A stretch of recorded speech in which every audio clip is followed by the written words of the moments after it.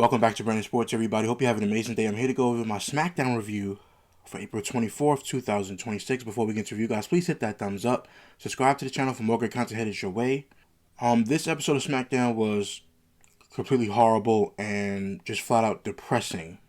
I just feel like this company doesn't care. This is the SmackDown after WrestleMania. Tonight, SmackDown was live from the Dickies Arena in Fort Worth, Texas, the post-WWE WrestleMania 42 show.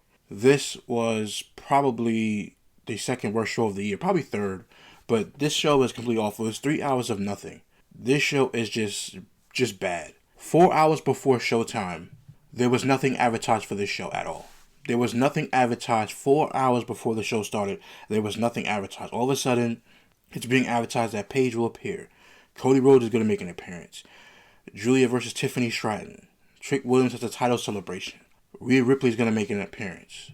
And then Fatu is going to appear. This was not announced until at least 4 hours before the show kicked off.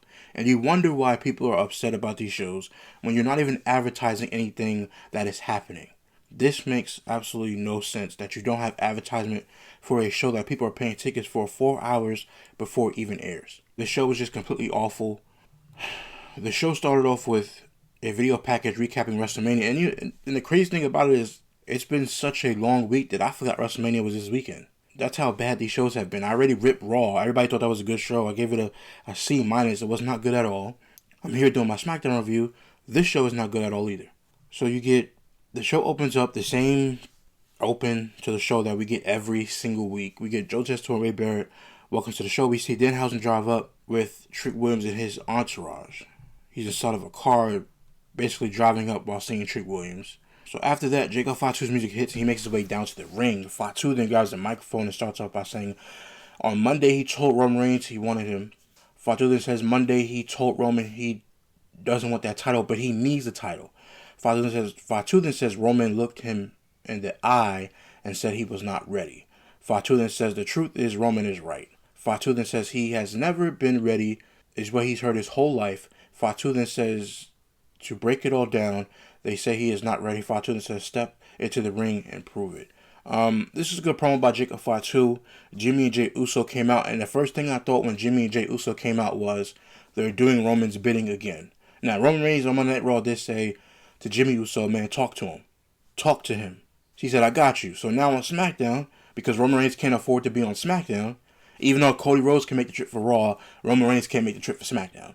So you say, well, he's not a part-timer, he's going to be there next week. Come on, man. They don't have Fatu be on the show. Follow it up the next following week on Monday Night Raw and give this space and time to somebody else. Having no problem with the promos, just Roman Reigns is not there. Even Fatu, when the Usos came out, and the Solo Sikoa and everybody came out, he's looking at everybody saying, I should be talking to Roman Reigns. And when he said that, when Fatu, I should be talking to Roman Reigns, it perfectly captured what I was thinking the entire segment. I don't care to see Fatu talking to the Usos about Roman Reigns. I don't care about Fatu talking to Solo Sikoa and MFTs about Roman Reigns.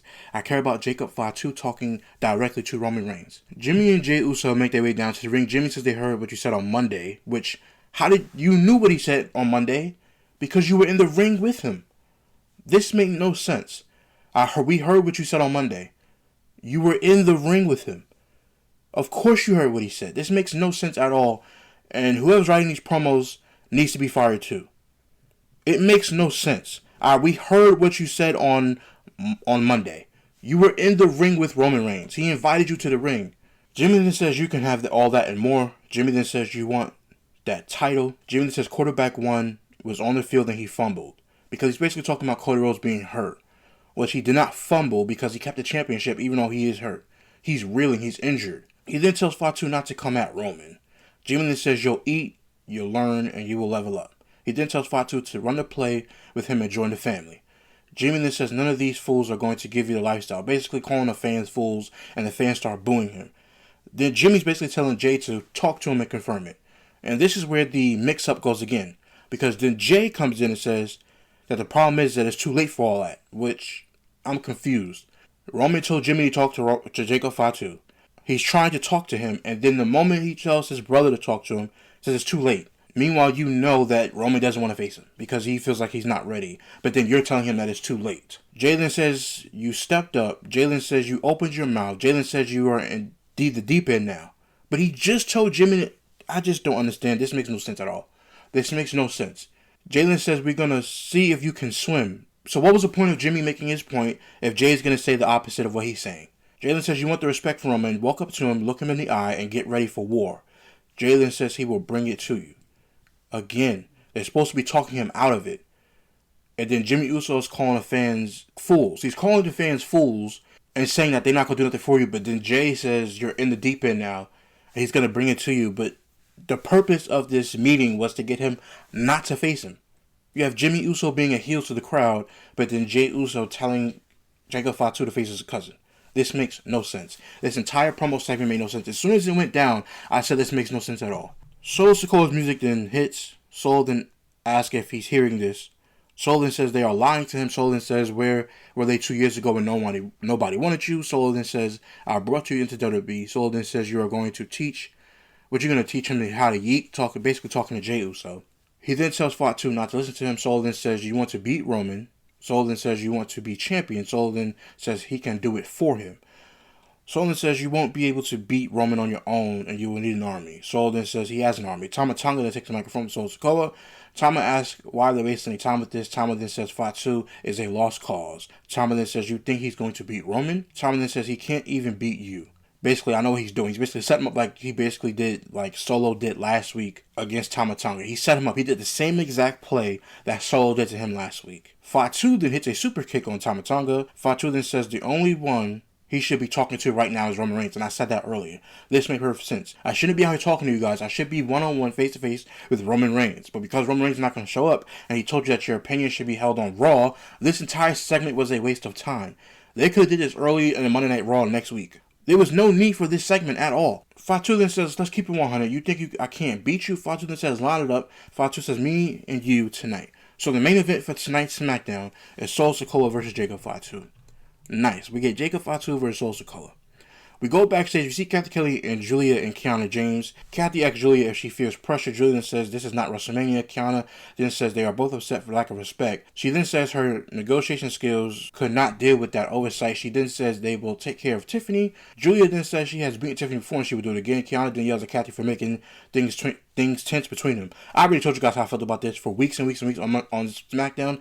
They need to be separated. This is horrible. This is terrible. And spoiler alert, Tiffany Stratton beat Giulia for Women's United States Championship, and good thing. And by the way, this company has wasted Giulia a lot. I think she's very good, and I think in NXT, they wanted Giulia to be the face when she won the Women's Championship, and Stephanie Valkyrie won the NXT Women's North American Championship, and then after that, they saw where they made the mistake, so they had Stephanie Valkyrie beat Giulia.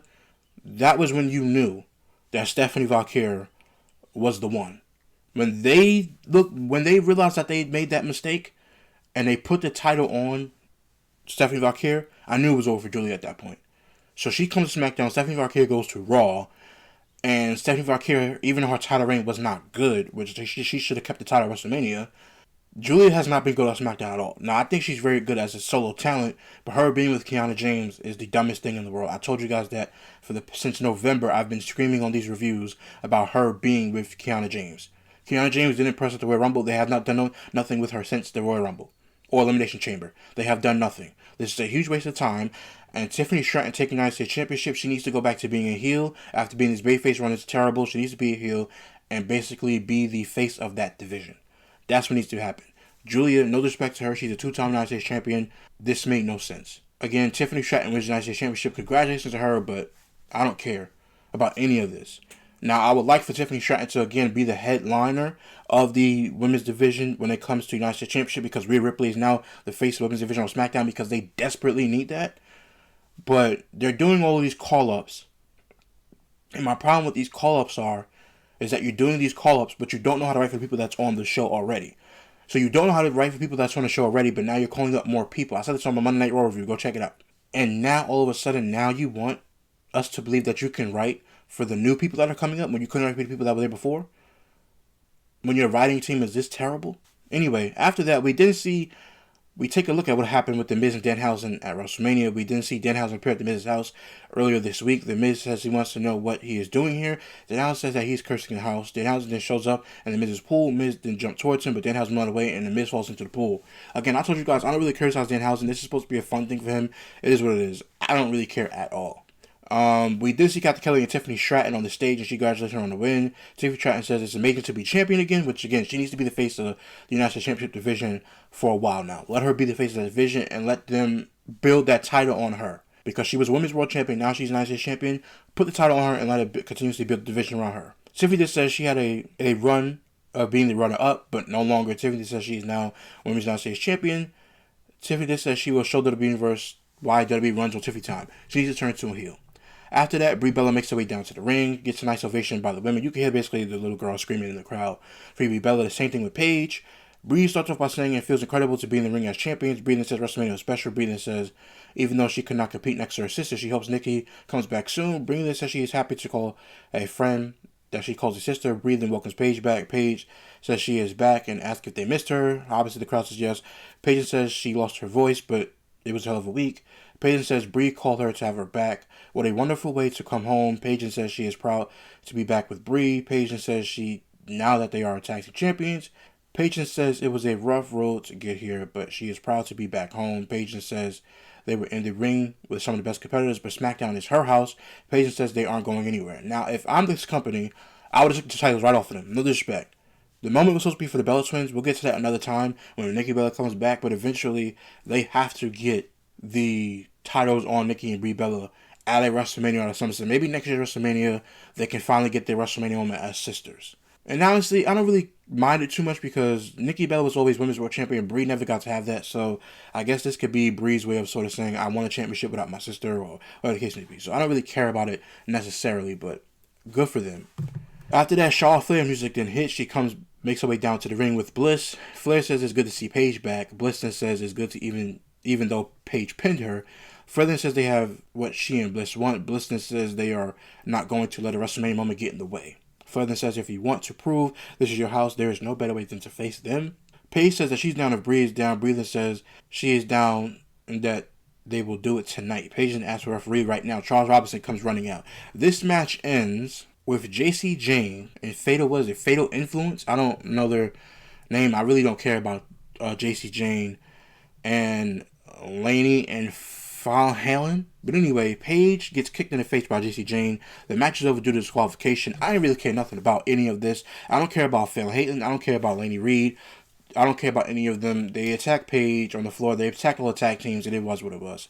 You're calling up people that we necessarily don't know. There's no video packages. I told you guys this on Monday Night Raw. There's no video packages for any of these people. How are we supposed to know who they are? If you don't watch NXT like myself, how are you supposed to know who these people are? Now, I know who they are because you have the internet. And I actually look up and see certain things, but I don't care about these people because I don't know them. As a fan of wrestling, you're not going to know everybody. I don't watch JC Jane on NXT. I don't watch this group. Who cares about their debut? I don't. The reason why I don't care about their debut is because you didn't run any video packages like you did for Blake Monroe tonight. She's coming to SmackDown. You didn't run any video packages. You only run them for her. Now, this entire week, nobody got a video package except for her. And Ricky Saints has got a graphic. This makes no sense, and they wonder why their ratings are failing, and why SmackDown continuously getting horrible ratings, because you guys don't know how to promote your own stuff. Why is Shawn Michaels working this hard at NXT for no reason? Why is he working this hard? For what? Royce Keys cuts a promo and says he doesn't want people to let him down, while we hear comments from Ace Apollo talking about how important it is for him to succeed in WWE. Listen, with all due respect to Royce Keys, I don't give a damn about anything that he has to say. I don't care. The same thing with him. He's been here since the Royal Rumble, and you gave him this entire time to be with the company, and you ran no video packages, and you continue to keep running the same stupid package for the past 2 or 3 weeks now. I don't care about Royce Keys anymore. I don't care. I cared about him when he first came in. You did nothing with him. You had him on main event. Who cares? I don't care. Do better. Who cares about this guy? He's just a big guy who you guys don't know how to write. Now, it's not personal towards him. It's the company. They don't know how to book him. They're not booking him good at all. They haven't booked him well since he debuted in the Royal Rumble. So why should we care about him? Why? Tell me why. Put in the comments down below why I should care about Royce Keys in this moment. I feel nothing when I watch these video packages. He made it. Good for him. He was making money in the AEW. They offered him allegedly more money to stay there, but he wanted to come here. And look what you got. Nothing. You were trios tag champions in AEW, and now you come here and you got nothing. Congratulations, you're getting a check. After that, Cody Rhodes' music hits. He makes his way down to the ring. Cody then grabs a mic and starts off by asking the fans what do they want to talk about. He has got to stop doing that. He's got to stop doing it, even though it is a nice line. But every single week, you don't have to do it every single week because eventually people are going to get tired of it, like myself. But anyway, Cody then says he wants to talk about how he left WrestleMania 42 and he does not mean as champion. Cody then says they're bloody, but he still made the decision of making the long walk up the ramp. Cody then says he made a decision because he feels it is as the job as WWE champion. Okay, fine. Cody then says the only superpower he might have is he'll always get back up. Cody then says the moment you see him take that side ramp, that means his run is over, and that this run actually started 4 years ago right around the corner from here. Cody then says ever since then, on paper and in his heart, he wanted to send a message at WrestleMania. Cody then says even if he knew he would not be medically cleared after that, Cody then says he wanted to send a message to his opponent, Randy Orton. Cody then says Orton is not here tonight, which we all know Randy Orton is not going to be there at the WrestleMania. We all knew that. I knew that. As soon as the show went down, I said Randy Orton is not going to be here. For a moment, I said, would he just come out there and attack Cody Rhodes again? But no. And the fact that Randy Orton, who was in your most important championship match, is not on your show tells you that these guys don't know what they're doing. After that, Cody then says Orton, who started him out in this sport, who taught him everything, and it was everything he taught him that beat him. Cody then says Orton gave him his best shot, a punch to the head, and he's still standing. Cody then says he wanted to send a message to sarcastic and condescending Sami Zayn, who backstage called him the Golden Boy. Cody then says he showed up at WrestleMania adorned head to toe with gold, his family in gold, everything in gold, and they will be gold. This is the part of the promo I actually really liked. Cody then says the most important message that he wanted to send is those outside forces that kept interjecting into his WrestleMania plans that want to get involved in this nightmare family party. Cody then says they are 0-3 and send your best. Count your money and mind your damn business. This was a direct shot at TKO, and I enjoyed every bit of it because you guys know on this channel I hate TKO. I despise TKO for being in the wrestling business, especially that clown Mark Shapiro. Can't stand him. After that, Cody then says this is the first SmackDown ever after WrestleMania. Cody then says as the man holding the richest prize in the sport, he is not the hunter.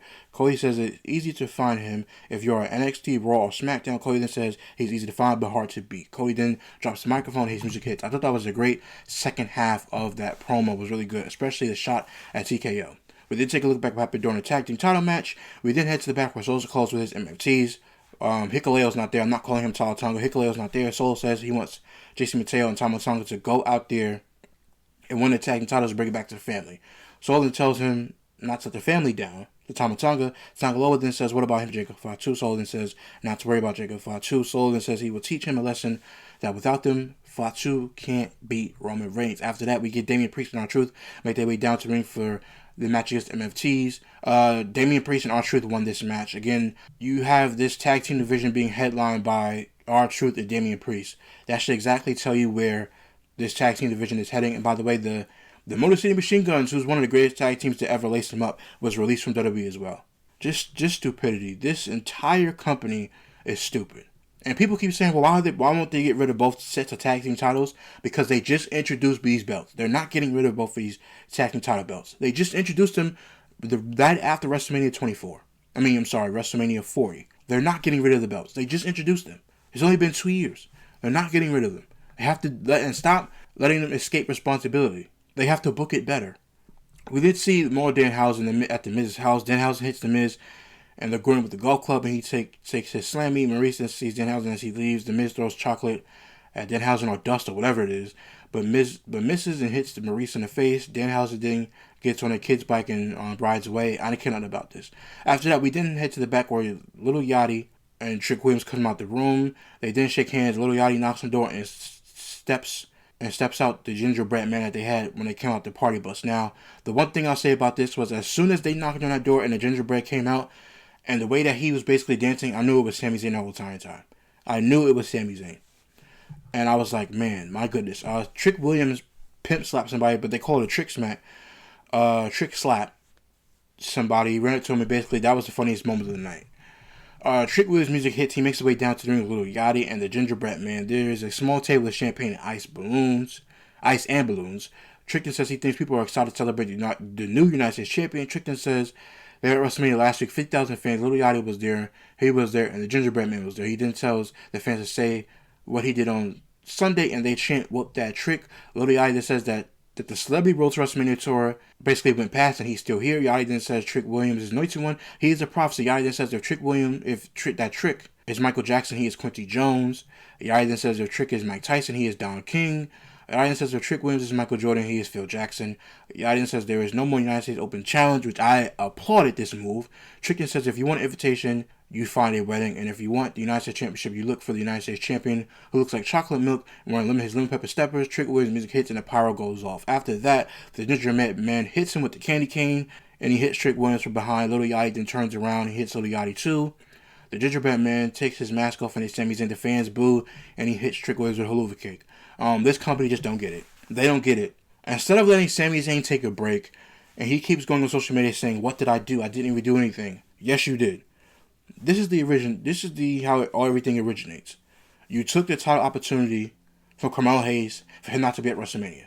Nobody wanted you in that match, and you were in the match. After that, you continuously do heel antics, but then keep saying, "I'm not even going to keep going further with this. I don't like Sami Zayn. He needs to be off TV for 6 months, 7 months. Let him go on a break. It's over." And I think the fans are tired of Sami Zayn too, because it's the same old story. He gets a shot at the title, he doesn't get it done. He doesn't get it done, voila. It's nothing. Nothing comes out of it. He is not the underdog. Sami Zayn is not the underdog. He main evented WrestleMania before CM Punk did. Come on. He won an IC title, United States Championship. He won the IC title at WrestleMania beating Gunther. He won the United States Championship. He walked into WrestleMania with the United States Championship. He's main evented WrestleMania, won both sets of tag team titles in the main event of WrestleMania against the Bloodline. He was a part of the Bloodline. When I look at Sami Zayn on WWE television, I say to myself, boring. With this, Captain Kelly with Royce Keys. I don't care nothing about this segment. Sol Sikoa walks up to Royce Keys. Solden says the big man isn't happy, but he got the night off. I don't care about, again, I told you guys, I don't care about Royce Keys at all. They have to do better booking him. I'm not wasting my time speaking on this dude if they're not going to do what they can to do. Sol Sikoa asking him and trying to be around him does nothing for me. This absolutely does nothing. We didn't get the Miz versus Danhausen. Danhausen sits up like the Undertaker, says the Miz is cursed. Pyro hits the both of them. Danhausen gets the roll up for the win against the Miz. After that, the match, Danhausen tries to use smoke to leave the ring, but doesn't work out well. The Miz then chases Danhausen, but Danhausen voices the Miz, and the Miz bumps into Kit Wilson. Danhausen then drives away. This is completely boring. I don't care nothing about this. I don't criticize Danhausen. I'll just let him leave, rock. The Miz and Kit Wilson, I just don't get it. I don't get it. I don't get it. I'm going to just leave it alone. I don't get it. I'm not wasting my time. I'm not going to sit up here and yell at the camera and yell on this microphone. This show is an F+ for this entire night. Cody Rhodes' promo couldn't save this show. Jacob Fatu versus Sol Sikoa at the main event, even though it was a good match, could not save this show. This show was completely garbage. We get a video package of Blake Monroe coming to SmackDown. Rhea Ripley music hits. She makes her way down to the ring. Rhea starts off by saying that your mommy is finally champion again. Rhea then says at WrestleMania, Jade proved to her that she could go. Rhea then says it is now her time to prove that the WWE Champion is a fighting champion. Rhea then says she knows there are plenty in the back that want their chance. Rhea then says if someone wants to step to her, now is their shot. JC Jane makes her way down to the ring with Van Halen and Laney Reed. I knew this was going to turn into a match, and I didn't care nothing about this.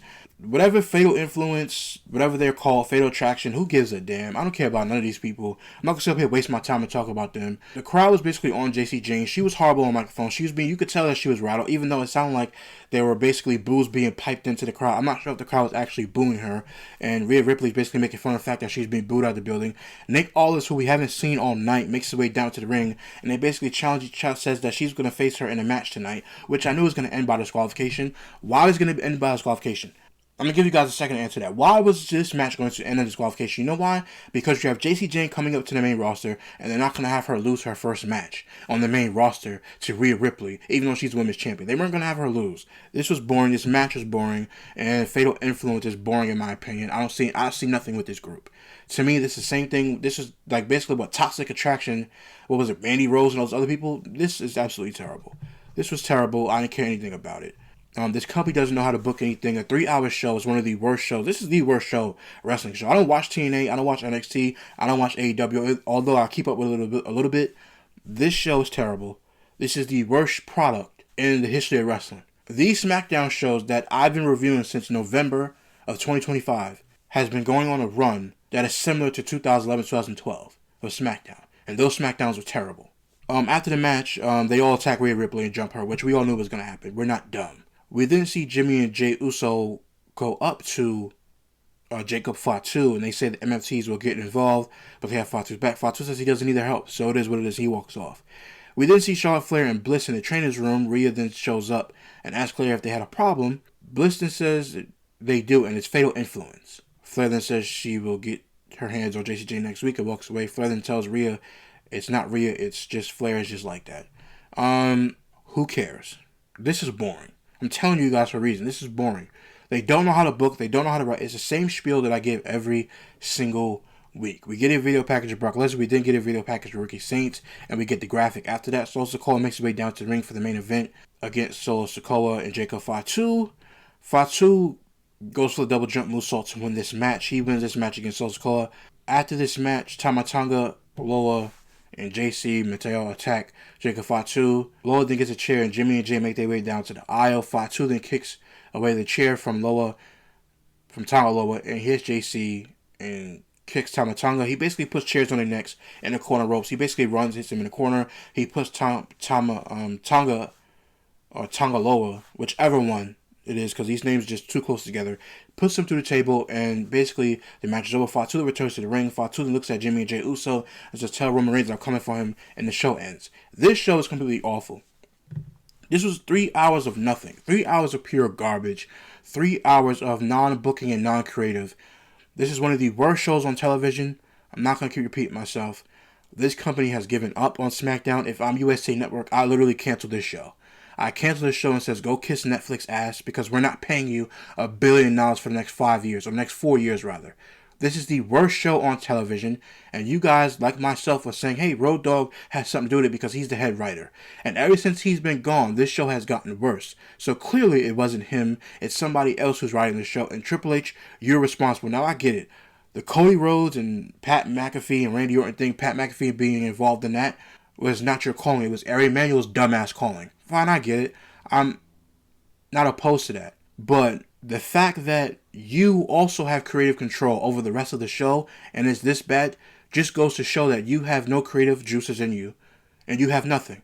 And the one thing that you did that made the show look great was that you inherited the Bloodline storyline from Vince McMahon, and ever since the Bloodline storyline has ended, you have done nothing. So now you guys are running back the Bloodline storyline again because you have nothing, because the Bloodline and Roman Reigns carried this business for 4 years, and the rest of the show was absolutely terrible under Vince McMahon. So then you get the show, and then after you get the show was good under you because you had the Bloodline storyline leading the show. But the one thing I'll give you credit for is the rest of the show was actually a little bit decent. And now that the Bloodline storyline is gone and everybody else is the focus now, you can't get it done. Now, do I want to see you get fired? No, because I don't want The Rock and his stupid clowns from $7 Promotion coming into this company and trying to run it. Because we all know The Rock doesn't like Triple H and Triple H don't like The Rock.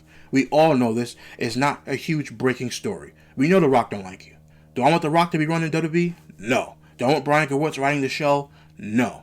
They don't need to be involved. Stay over at $7 Promotion and continuously get money over there in Hollywood like you've been doing. Because we all know every time The Rock doesn't do well in Hollywood, he comes running back to WWE anyway. This is a fact. If you want to go back to time, it was when The Rock first came back against John Cena because his career in Hollywood wasn't going well, and John Cena was supposed to go over, but John Cena didn't go over. It was supposed to be John Cena, supposed to be The Rock handed towards John Cena, and The Rock put himself over in Florida instead of having John Cena win.